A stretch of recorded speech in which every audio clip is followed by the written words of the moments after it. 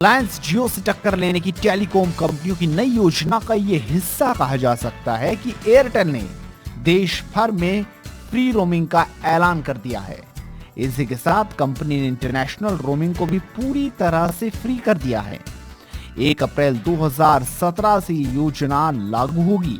माना जा रहा है कि रिलायंस जियो से मिल रहे तगड़े कंपटीशन को टक्कर देने के लिए एयरटेल ने ये योजना बनाई है।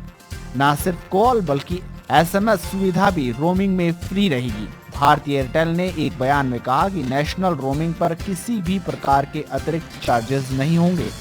मोबाइल डाटा चार्जेस पर भी अतिरिक्त वसूली नहीं की जाएगी। एयरटेल का ये ऐलान इस वक्त में आया जब रिलायंस जियो ने 1 अप्रैल से टैरिफ प्लान लागू कर दिया है।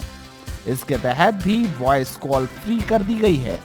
साथ ही कहा है कि नेशनल रोमिंग पर भी कोई फीस नहीं वसूल जाएगी। लेकिन अब एयरटेल ने भी अपनी ये नई पेशकश से ग्राहकों को लुभाना शुरू कर दिया है। देखना होगा आगे और किस तरह की वार टेलीकॉम कंपनियों में छिड़ेगी।